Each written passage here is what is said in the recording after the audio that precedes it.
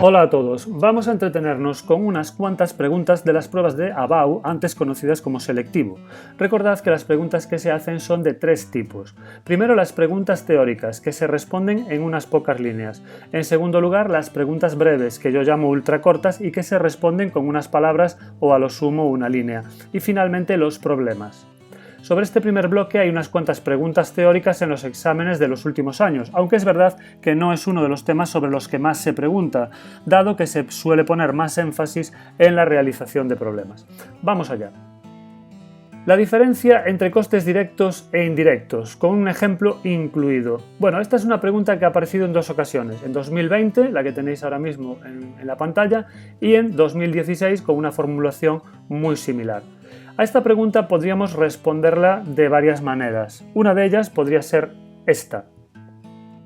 La distinción entre costes directos e indirectos tiene sentido cuando la empresa fabrica diferentes productos y le interesa saber qué parte de los costes se puede asignar a cada uno de ellos. Pues bien, llamamos costes directos a aquellos que se pueden asignar de manera inequívoca a un producto en concreto y decimos que son indirectos aquellos costes que no es posible asignar a un producto concreto, ya que son costes generales de la empresa. Por ejemplo, las materias primas son directos ya que es posible identificar el producto al que se incorporan. La cantidad de leche en una industria láctea que se destina a yogures y la cantidad que se destina a quesos, por ejemplo, son perfectamente identificables. Los salarios de los directivos, sin embargo, no se pueden asignar de manera clara a ninguno de los productos que fabrica la empresa. Por eso se consideran como costes indirectos. Otra pregunta sobre este bloque podría ser esta. En el ámbito de las técnicas de producción, explica brevemente la diferencia entre producción artesanal y en serie. Es una pregunta de 2014. Además, nos piden que pongamos un ejemplo. Esta pregunta la podemos responder de la siguiente manera. Hablamos de producción artesanal cuando cada unidad fabricada tiene sus propias características y no tiene por qué ser idéntica a las demás. Un sastre que hace los trajes a medida no hace dos iguales. Sin embargo, las camisetas colgadas en el estante de cualquier tienda de una cadena de moda son idénticas con la única diferencia de las tallas. Es lo que se conoce como producción en serie o en masa. Por lo tanto, la principal diferencia entre una y otra es el grado de homogeneidad de los productos fabricados. Otra pregunta más podría ser esta. En el marco de la gestión de existencias, ¿qué se entiende por tamaño óptimo de pedido? Es una pregunta del año 2011. La respuesta que podríamos darle sería esta.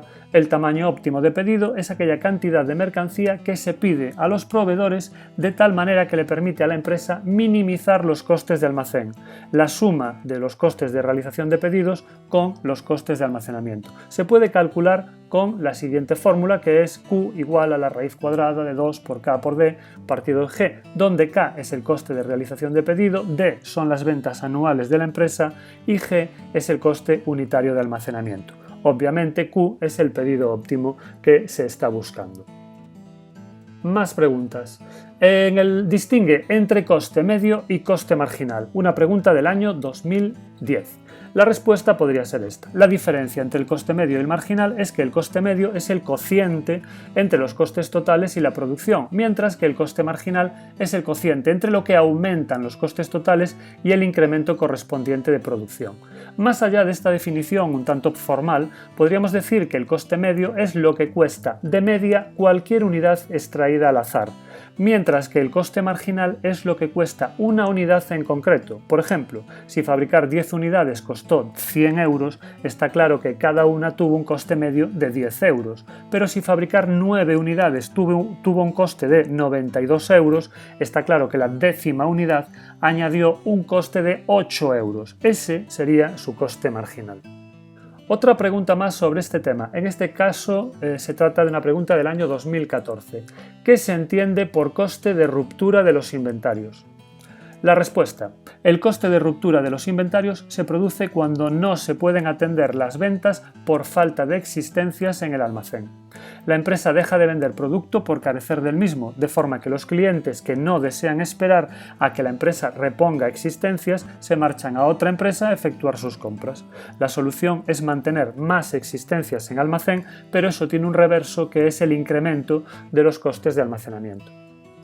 Una pregunta más, esta vez relacionada con la eficiencia técnica y económica. Explica brevemente la diferencia entre los conceptos de eficiencia técnica y eficiencia económica.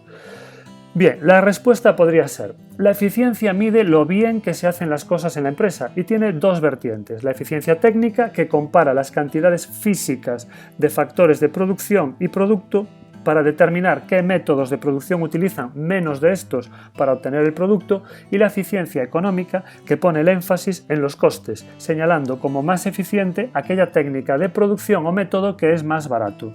Un prerequisito para ser eficiente en sentido económico es serlo también en sentido técnico. Bien, en los exámenes de los últimos 10 años no he encontrado preguntas ultra cortas. Aunque se nos podrían ocurrir algunas relacionadas con este bloque de la función productiva. Por ejemplo, una podría ser esta: ¿qué significan las iniciales I más D más I? Y la respuesta es, evidentemente, investigación, desarrollo e innovación. Otra, ¿qué significan FIFO y LIFO? La respuesta: FIFO es first in, first out, es decir, lo primero en entrar es lo primero en salir, y LIFO es last in, first out, es decir, lo último en entrar es lo primero en salir. Son dos métodos, como sabemos, de gestión de almacenes. Otra más. Pon un ejemplo de sector que funcione con la producción bajo demanda. A lo que podríamos responder pues, que la construcción naval, por ejemplo, aunque también podríamos haber añadido sector automovilístico, el aeronáutico y otros semejantes. ¿Más preguntas de este tipo? Pues, ¿con qué otro nombre se conoce el punto muerto? La respuesta es el umbral de rentabilidad. También podría ser, en pocas palabras, ¿qué es la división del trabajo? A lo que podríamos responder que división del trabajo es dividir un proceso complejo en subprocesos más sencillos. Otra más, menciona dos formas de adquisición de tecnología. La respuesta, pues mediante la compra de patentes o mediante la I más D más I propia. Y para terminar, otro bloque de 3 preguntas. ¿Para qué se utiliza el precio medio ponderado o PMP? Bien, la respuesta es uno de los 3 métodos de gestión de almacenes, PMP igual a precio medio ponderado. Otra pregunta, ¿qué es el método PERT? La respuesta, esta vez un poco más larga, se trata de un método de representación gráfica de los procesos productivos. PERT son las iniciales de Program Evaluation and Review Technique, que en español quiere decir técnica de evaluación y revisión de programas. Y la última, en un contexto de inflación, ¿qué método de gestión de almacén nos da un mayor valor de este? Bueno, pues la respuesta es que es el método FIFO. Y si quisiéramos añadir algo más explicativo, también podríamos incluir, ya que deja en el almacén la mercancía más reciente y más cara. En este bloque empiezan los problemas y los hay de varios tipos. En concreto, podemos encontrarnos problemas de productividad, problemas de costes generales de la empresa, fijos, variables, medios y marginales, de punto muerto o umbral de rentabilidad, de producir o comprar, de costes de almacén, de pedido óptimo y también problemas de fichas de almacén por los métodos FIFO y PMP y ya. Para un solo tema son bastantes tipos diferentes de problema. Así que vamos allá. El primer ejercicio es de productividad. Antes de nada, si quieres hacer los problemas, mi sugerencia es que pares el vídeo cuando aparece el enunciado y tomes nota de los datos para luego poder seguir el vídeo con la solución. Incluso que te aventures a hacerlo por tu cuenta y luego compruebes si la solución que le has dado es la correcta. Así que dale pausa, resuelve el problema y comprueba si lo has hecho bien. Vamos con la solución.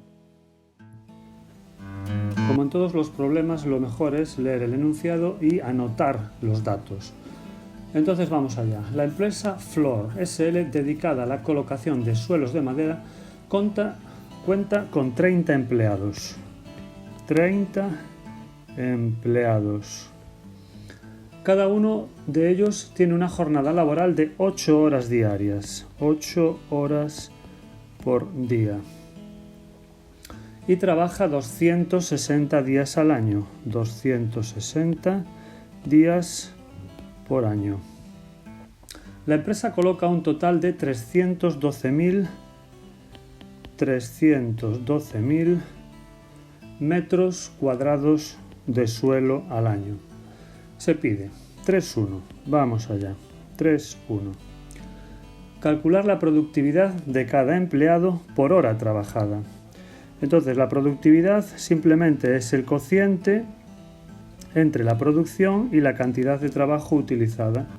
La producción son los 312.000 metros cuadrados y la cantidad de horas trabajadas son los 30 empleados por 8 horas cada uno de ellos cada día por 260 días que hace cada uno de ellos al año. Esto nos da 312.000 dividido por 62.400 y esto nos da 5. ¿5 qué? 5 metros cuadrados por hora trabajada. Vamos con el apartado 3.2. El apartado 3.2 nos dice que si la productividad media de las empresas del sector es de 6 metros cuadrados por hora trabajada, es decir, productividad media del sector, 6 metros por hora trabajada. Hay que calcular el porcentaje en que debería aumentar la productividad de la empresa para equipararse a dicha media. Bien, pues en este caso, si 5 metros cuadrados por hora es el 100%, 6 metros cuadrados por hora, que es el objetivo, será X. Y nuestra X es 6 por 100 entre 5 y esto nos da 120. Es decir, la productividad de la empresa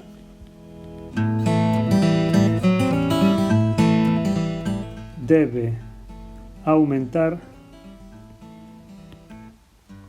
un 20% si quiere equipararse a la del sector. Y el tercer y último apartado nos pide que sugiramos algún tipo de medida que pueda contribuir a conseguir una mejora de la productividad en la empresa. Bueno, la productividad se consigue o bien aumentando el numerador, o bien reduciendo el denominador, o bien introduciendo algo que no está presente en esta fórmula, en esta ecuación. Entonces, la empresa debería mejorar la producción manteniendo el mismo número de trabajadores, la misma cantidad de trabajo. La empresa podría mantener la producción reduciendo la cantidad de trabajo, o bien la empresa podría implementar mejoras organizativas, mejoras en el capital, que no aparece aquí, que le permitan aumentar esa producción manteniendo la misma cantidad de trabajo. Otro ejercicio más. En esta ocasión también es de productividad. Es un problema del año 2015.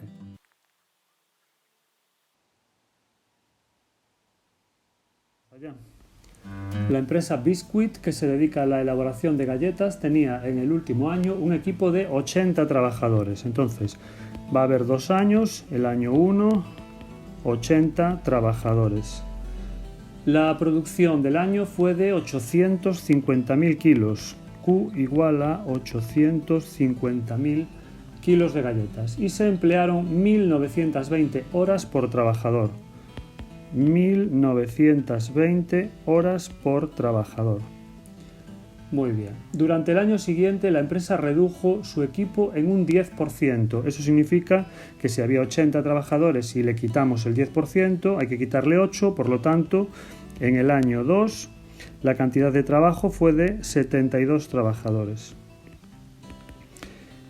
Bien. La producción ese año fue de 910.000 kilos de galleta. Muy bien. Y el número de horas por trabajador fue el mismo que en el año anterior. Por lo tanto, las horas siguen siendo 1.920 horas por trabajador. Nos piden 4.1. Calcular el valor de la productividad de la mano de obra de la empresa en cada uno de los 2 años. Bien, pues la productividad del trabajo es la cantidad producida entre la cantidad de trabajo utilizada. La cantidad producida en el año 1 son 850.000 kilos y la cantidad de trabajo son 80 trabajadores y cada uno de ellos hace 1.920 horas. Si hacemos este cociente nos da 5,53 kilos por hora trabajada. Si hacemos lo mismo para el segundo año, tendremos la producción del año 2 entre la cantidad de trabajadores del año 2, aquí le vamos a poner un 1, y esto sería 910.000 kilos entre 72 trabajadores a 1.920 horas cada trabajador, y esto nos da 6,58 kilos por hora.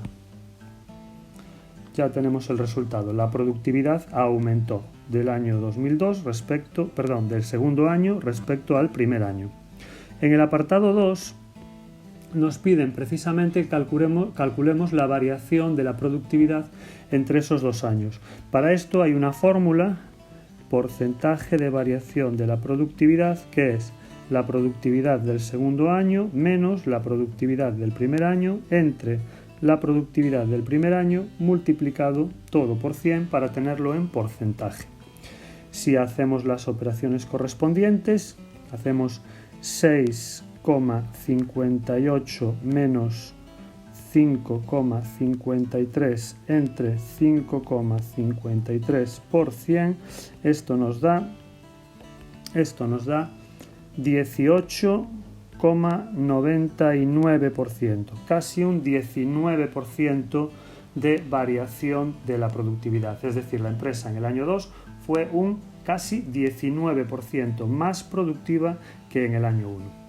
Y en el apartado 3 nos piden que señalemos alguna posible explicación que podría justificar la variación de la productividad calculada en el año anterior. Bueno, pues la variación de productividad de un año con respecto a otro no está en la cantidad de trabajadores, que ha disminuido, y no está en el número de horas por trabajador, que sigue siendo la misma. Entonces, ¿cómo ha podido la empresa aumentar la producción manteniendo el número de horas por trabajador y reduciendo el número de trabajadores?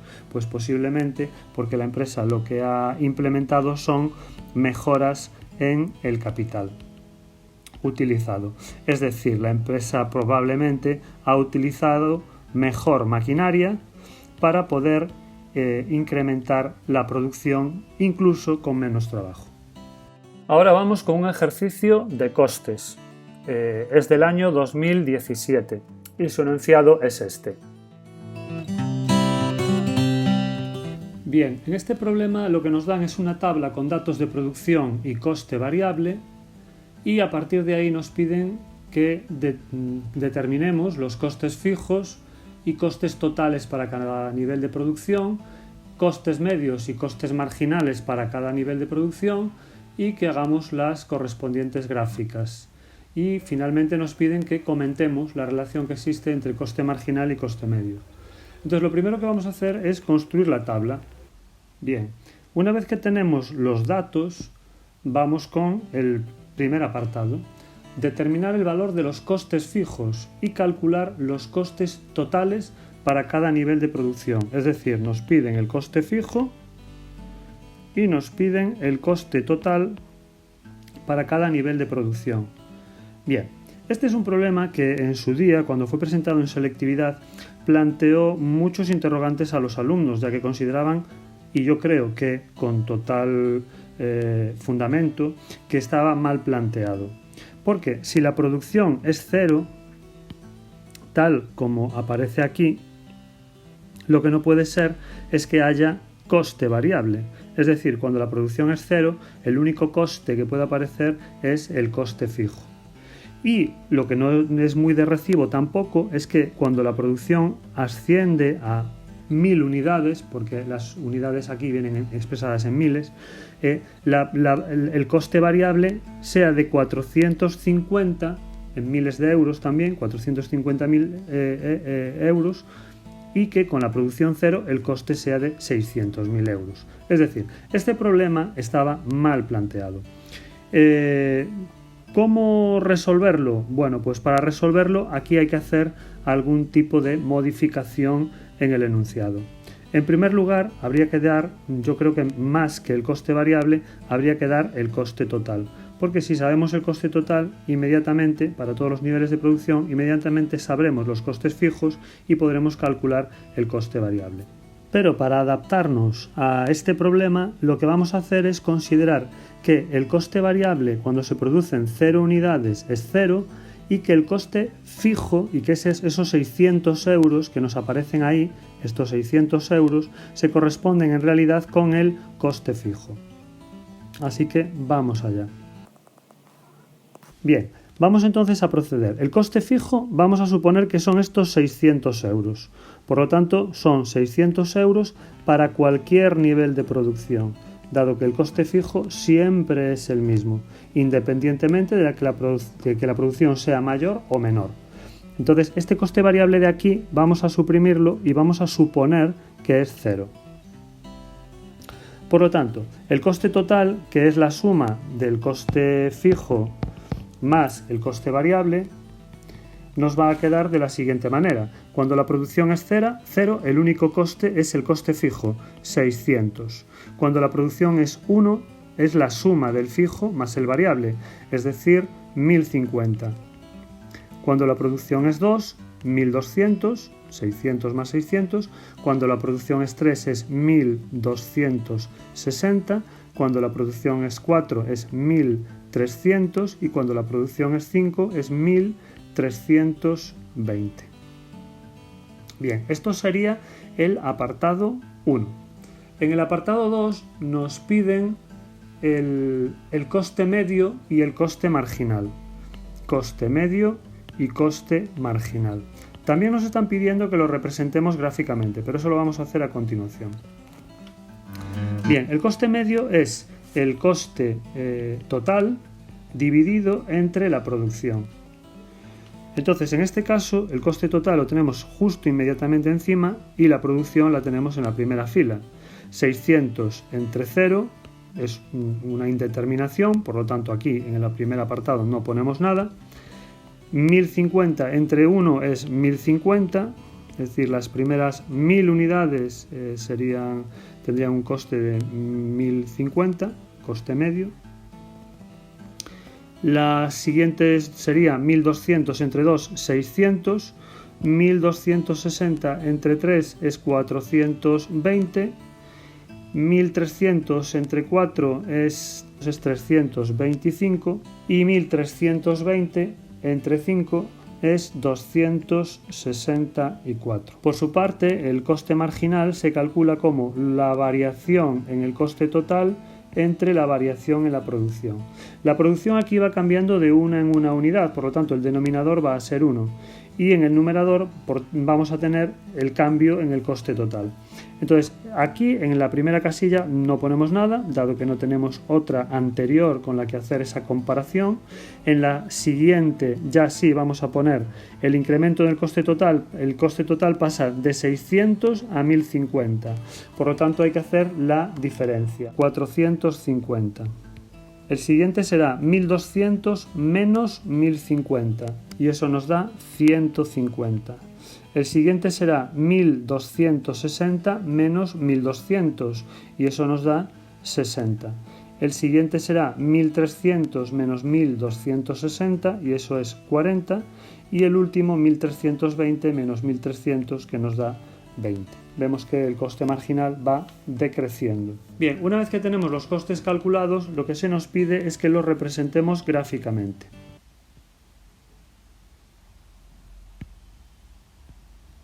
Ponemos los ejes, coste fijo, coste total, incluso si se quiere se puede representar el coste variable. La producción la representamos en el eje horizontal y llega hasta 5, 1, 2, 3, 4, 5 y en el eje vertical tenemos el coste. El coste más alto va a ser 1320. Entonces pues podemos hacer por ejemplo de 500 en 500, 500, 500 y 500 ahí. Entonces aproximadamente nos quedaría el coste fijo a nivel de 600, pues por aquí, 600, coste fijo. Coste fijo igual a 600. El coste total será 600 cuando la producción es 0, 1050 cuando la producción es 1, pues aproximadamente aquí, 1200 pues por aquí más o menos cuando la producción es 2, 1260 un poquito más arriba cuando la producción es 3, 1300 cuando la producción es 4 y 1320, es decir, casi en el mismo nivel cuando la producción es 5. Si unimos, nos queda, este sería el coste total, que es igual a 600 más el coste variable. Bien, también nos piden que representemos el coste medio y el coste marginal.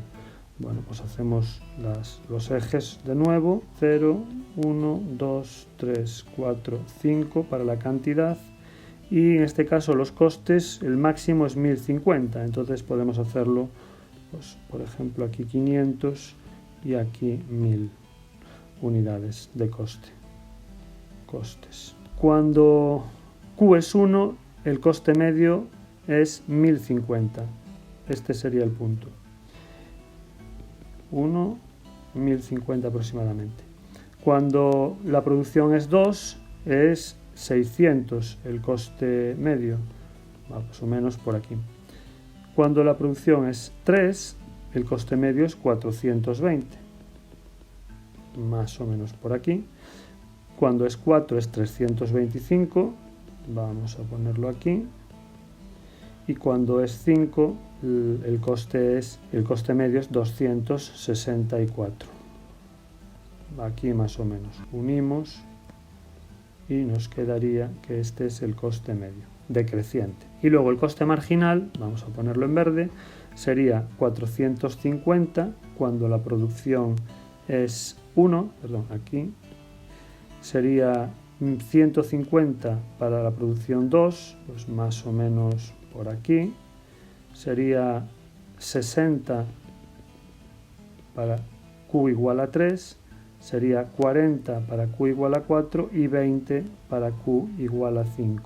Es decir, vemos que también el coste marginal es decreciente y va por debajo del coste medio. Bien, con estos resultados tendríamos que comentar la relación que existe entre el coste marginal y el coste medio. Pues en este caso lo que vemos es que el coste marginal, al igual que el coste medio, es decreciente conforme aumenta la producción y vemos que el coste marginal es inferior al coste medio, pero que parecen ir aproximándose conforme aumenta la producción. Después de este ejercicio de coste es el turno del punto muerto. Vamos con el enunciado. Tenemos una empresa que fabrica ordenadores portátiles y que tiene unos costes fijos de 2 millones de euros. El coste variable unitario es de 400 euros, es decir, que el coste variable medio es de 400 euros por unidad, claro. El precio de venta de cada ordenador portátil es de 900 euros, precio 900 euros por unidad. Y nos piden qué cantidad de ordenadores portátiles tendría que producir esta empresa para cubrir sus costes totales. ¿Qué nombre recibe la cantidad obtenida? Bueno, pues es evidente que lo que nos piden en este primer apartado es que calculemos el punto muerto o umbral de rentabilidad. ¿Cómo se calcula? Bueno, podemos recurrir al método de igualar los ingresos con los costes. Esto nos dice que el beneficio es 0, los ingresos son precio por cantidad y los costes son costes fijos más costes variables. El coste fijo lo sabemos y el coste variable es coste variable medio por producción. Si de aquí despejamos Q, nos queda que Q es igual al coste fijo entre el precio menos el coste variable medio, que es la fórmula que habitualmente utilizamos para calcular el punto muerto. La podíamos haber puesto ya desde el principio si nos la sabemos de memoria y si no, la deducimos a partir de aquí. Entonces los costes fijos son 2 millones de euros, el precio de venta son 900 euros y el coste variable medio son 400 euros. Es decir, lo que tenemos es que dividir 2 millones entre 500. Q nos queda 4.000 ordenadores. El apartado 2 nos pide la representación gráfica. En la representación gráfica ponemos primero los ejes. En el eje vertical vamos a representar los ingresos y los costes y en el eje horizontal vamos a representar la cantidad que produce la empresa. Como tenemos que ver dónde se produce la igualdad entre el ingreso total y el coste total, lo que tenemos que es representar los ingresos y los costes. Vamos a representar los ingresos, por ejemplo, en verde, y los ingresos son una línea recta que parte del origen. El ingreso total será el precio por la cantidad, es decir, 900 por Q. Esto es una línea recta que parte del origen y tiene pendiente 900. Ahora tenemos que representar los costes. Los costes son el coste fijo más el variable, es decir, 2 millones más 400 por Q. Es decir, otra línea recta, pero que en vez de partir del origen, parte de un punto donde se corresponde con 2 millones. Y es una línea que no tiene pendiente 900, sino que es inferior, la pendiente es 400, por lo tanto, en algún momento, en algún punto, corta, se iguala a la recta de ingresos totales. Coste total igual a 2 millones más 400 por Q. Bien, este punto en el que ambas líneas se encuentran es el que nos indica la producción de punto muerto, que en nuestro caso son esos 4.000 ordenadores que calculamos antes. A la izquierda del punto muerto tenemos lo que se conoce como zona de pérdidas, y se conoce como zona de pérdidas porque aquí los ingresos, la línea verde, van por debajo de los costes, la línea roja. Mientras que a la derecha del punto muerto tenemos lo que se conoce como zona de beneficios.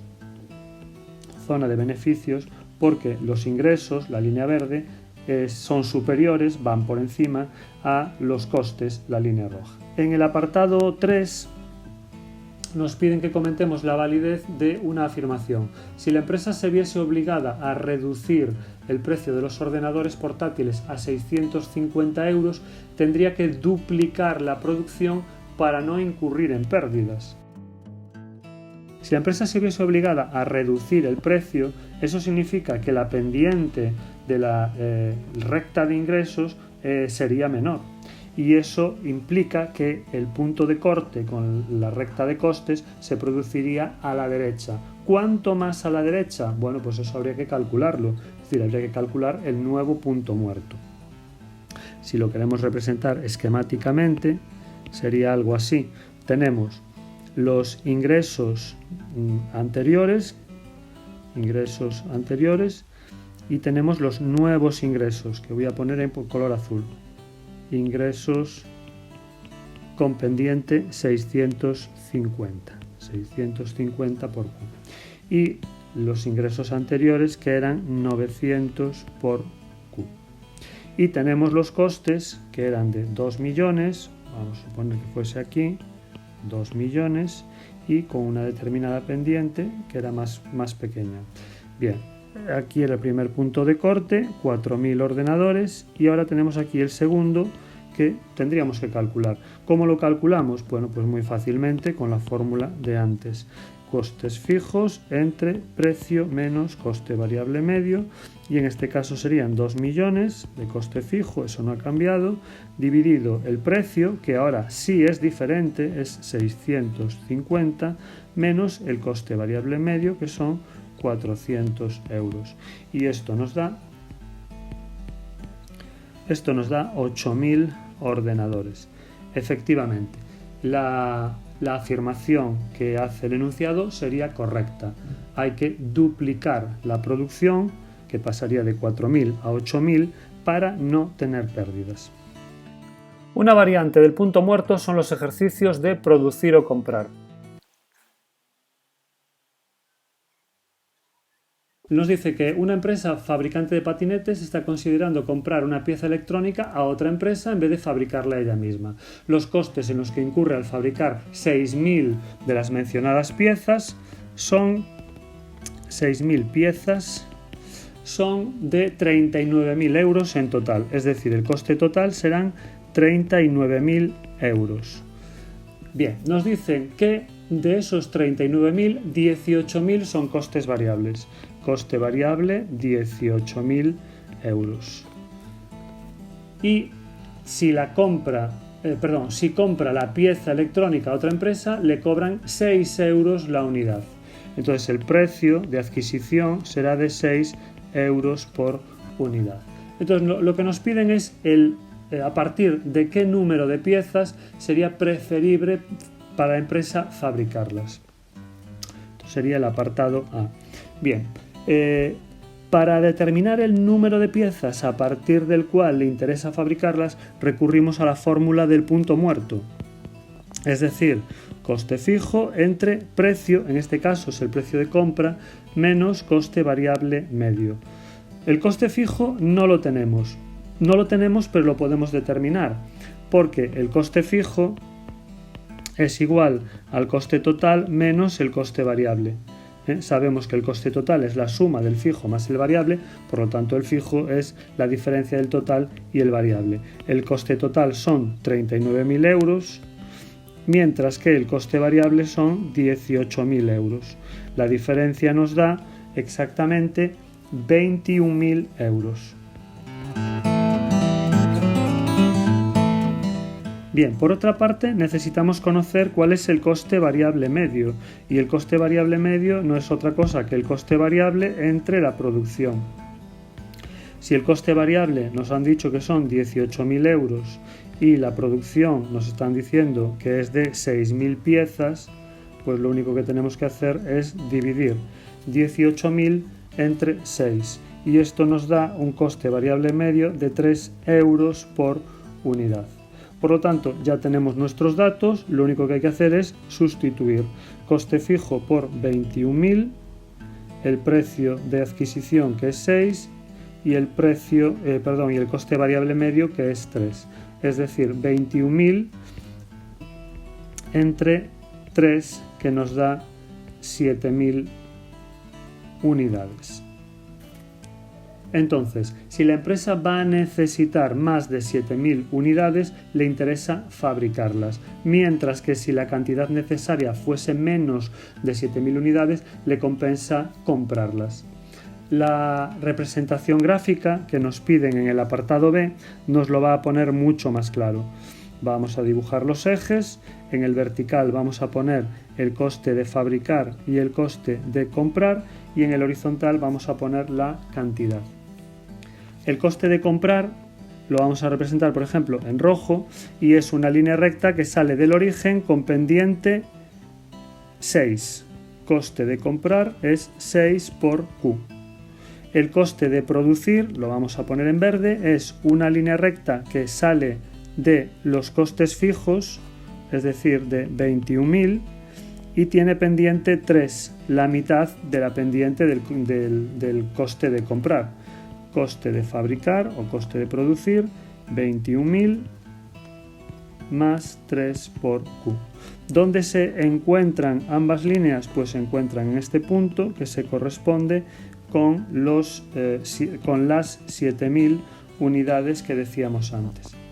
Si la empresa necesitase menos de 7.000 unidades, ¿qué le compensaría más? Pues le compensa más comprar. ¿Por qué? Porque con menos de 7.000 unidades, el coste de comprar, que es la línea roja, está por debajo del coste de fabricar, que es la línea verde. Por lo tanto, la decisión óptima para cantidades menores de 7.000 euros es comprar. Mientras que para cantidades mayores de 7.000 euros, la línea que va por debajo es la línea verde, es decir, el coste de fabricar es inferior al coste de comprar. Por lo tanto, a partir de 7.000 unidades, a la empresa le interesa fabricarlas. Y finalmente, el apartado C nos dice que si ante un aumento de la demanda de patinetes la empresa necesita 7.500 piezas.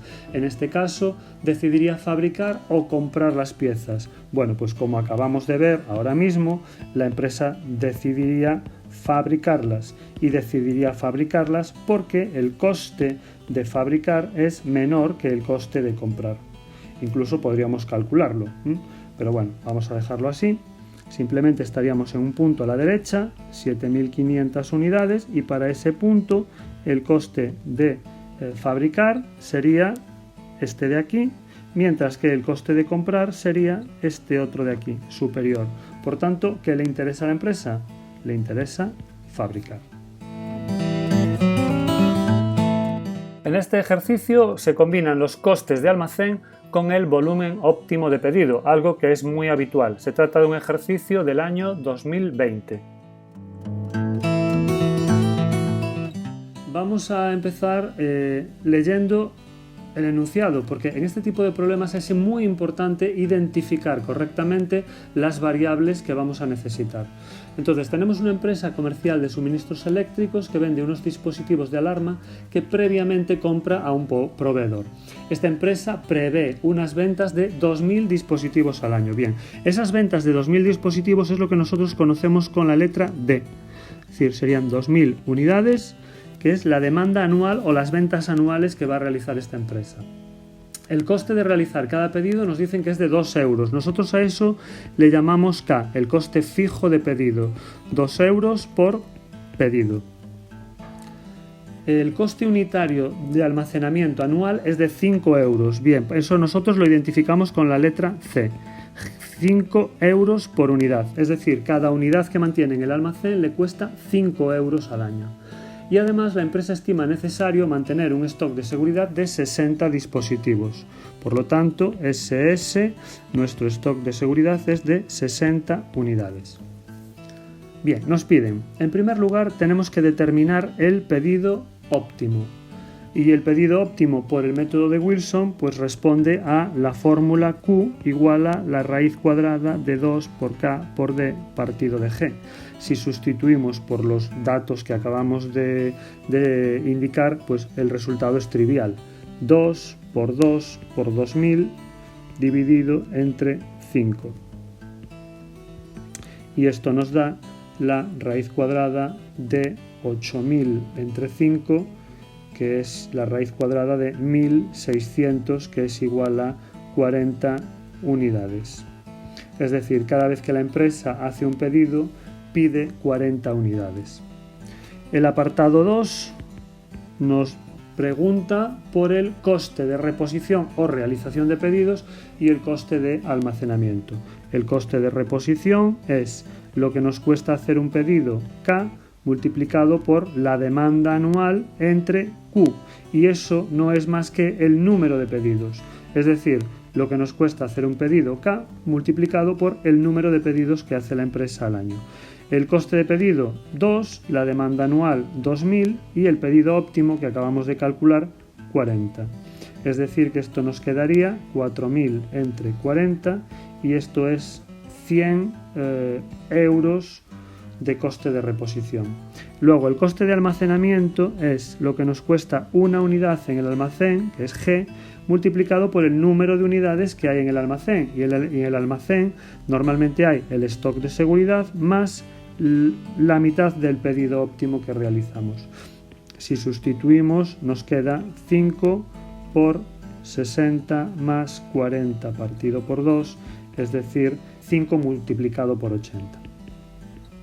Y esto son 400 euros. Si quisiésemos calcular el coste total, no tendríamos más que sumar el de reposición más el coste de almacenamiento, es decir, 100 más 400, 500 euros en total.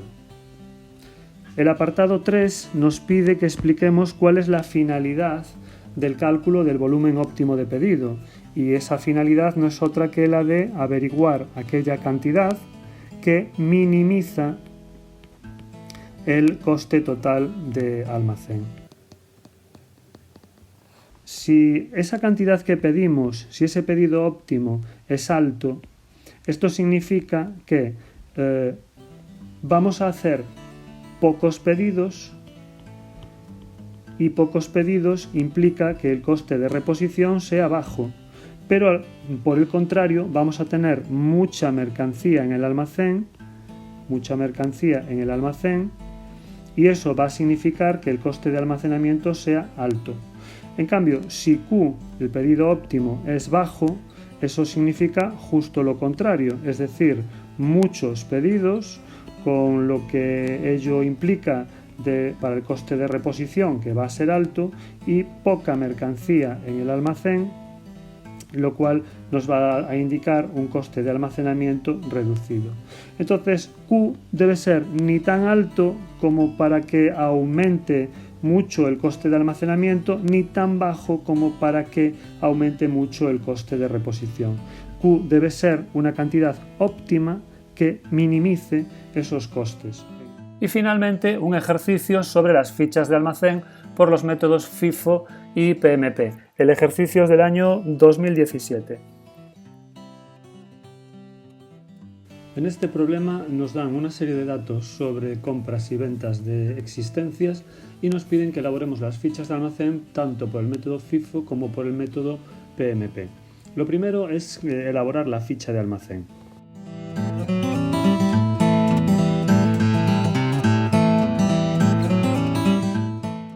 Bien, una vez que tenemos la ficha de almacén preparada, colocamos el primer dato, que son las existencias iniciales a 1 de marzo. Y esas existencias iniciales, el enunciado nos dice que son 500 unidades a 750 euros por unidad.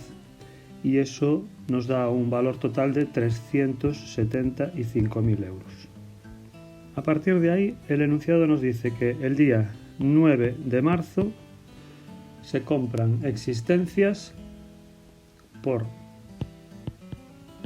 el número de 750 unidades a 770 euros cada una de ellas. Eso nos da un total de 577.500 euros. Bien, ¿cómo se reflejará esto en las existencias? Ahora es importante determinar cuál es el método de gestión de almacén que vamos a utilizar. En primer lugar, el ejercicio nos pide FIFO, así que vamos a hacerlo por el método FIFO. Entonces, lo que tenemos que hacer es separar las existencias según su orden de llegada, ya que lo primero en entrar va a ser lo primero en salir. Por lo tanto, tenemos que tener perfectamente identificado qué es lo que entró primero y qué entró después. Entonces, para que esto nos quede perfectamente claro, en la ficha de almacén vamos a repetir por el orden de llegada las existencias que tenemos. Entonces, primero teníamos esa partida de 500 unidades y ahora, a continuación, vamos a reflejar las 750 nuevas unidades que se acaban de comprar por un valor de 577.500 euros. El día 13 de marzo hay una venta, la primera venta, y se trata de una venta de 1.000 unidades. 1.000 unidades que ¿de dónde van a salir? Bueno, pues como tenemos que sacarlas según el orden de entrada, lo primero en entrar es lo primero en salir, saldrán de esta primera partida de 500 unidades. Y como no nos llegan, ya que son 1.000, tendremos que sacar después de esta otra de 750 unidades. Entonces cogemos el total de la primera partida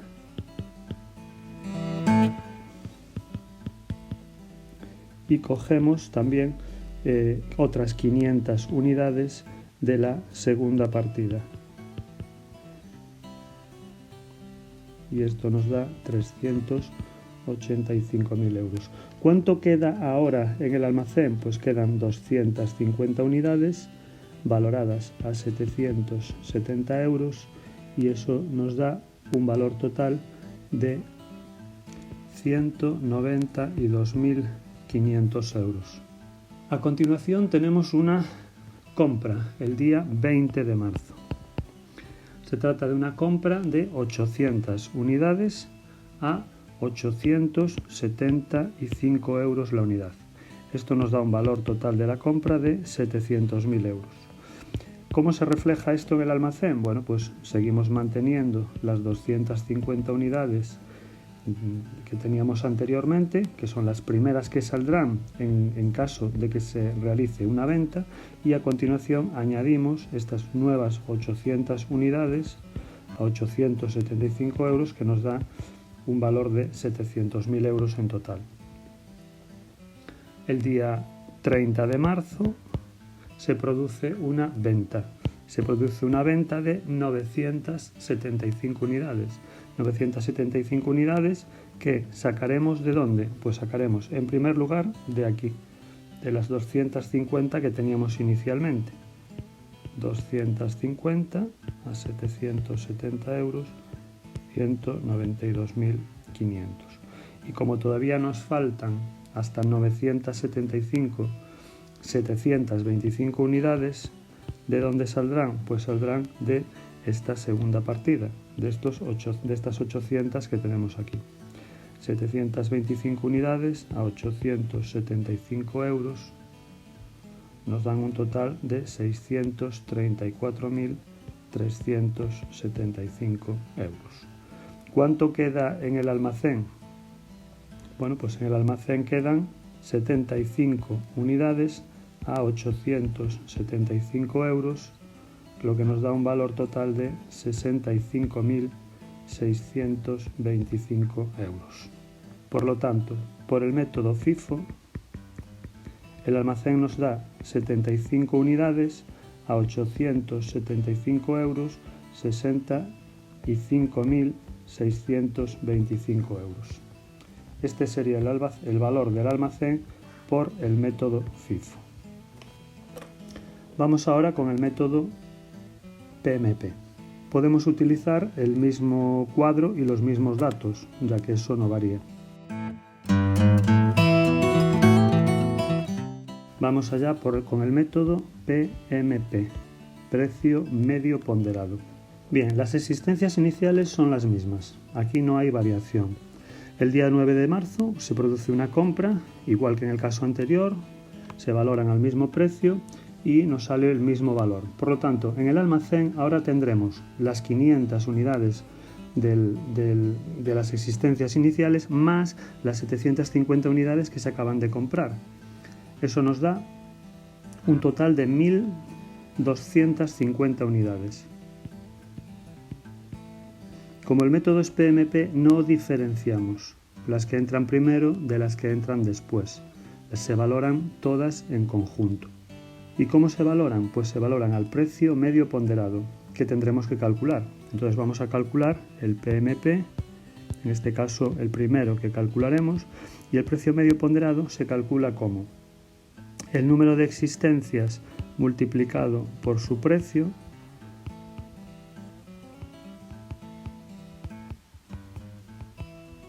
dividido entre el número total de existencias, 1.250. Hacemos esta operación y el resultado es 762 euros por unidad. 762. Por lo tanto, el valor total del almacén será de 952.500 euros. Cuando se produzca la primera venta, el día 13, que nos dicen que se venden 1.000 unidades, esas 1.000 unidades saldrán de ese grupo común de 1.250. Entonces tenemos una venta de 1.000 unidades y como el precio al que están valoradas es todas ellas el mismo, 762 euros, pues las valoramos a 762 euros.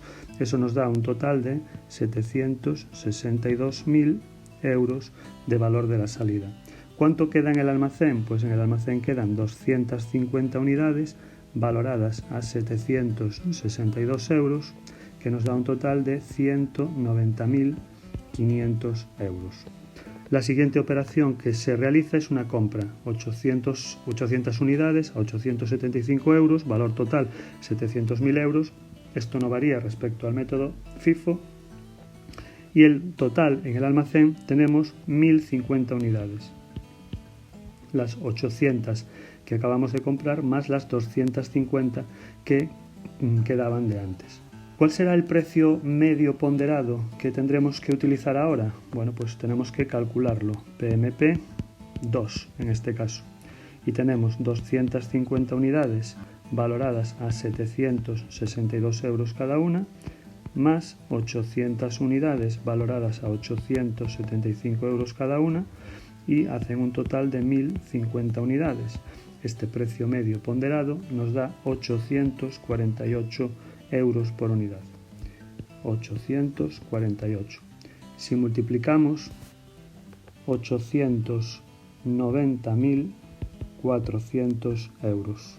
Y el día 30, cuando se produzca la última operación, que es una venta de 975 unidades, pues saldrán al precio medio ponderado que acabamos de calcular. Es decir, por un valor de 826.893 euros. ¿Cuánto nos quedará en el almacén? Pues en el almacén nos quedarán 75 unidades valoradas a 848 euros. Y 75 unidades por 848 euros son 63.600 euros. Es decir, que el método PMP nos da la misma cantidad de mercancía en almacén que el método FIFO, no puede ser de otra manera, pero la valoración es diferente. En este caso, el precio medio ponderado es menor que el precio al que se valoraban esas últimas 75 unidades que quedaban con FIFO. Y el valor total del almacén, obviamente, será también menor. Entonces, el precio medio ponderado, cuando los precios de adquisición son crecientes, y aquí pasamos de un precio inicial de 750 euros a otro de 770 y luego a otro de 875, decía que cuando el precio de adquisición es creciente, el método FIFO nos da un valor mayor que el método PMP, porque el método FIFO, al sacar del almacén las mercancías que entran primero y que son las más baratas, deja en el almacén las mercancías que son más caras y por tanto el valor del almacén va a ser mayor. Mientras que el precio medio ponderado, al sacar todas las mercancías a una media de los precios, pues nos da un valor inferior.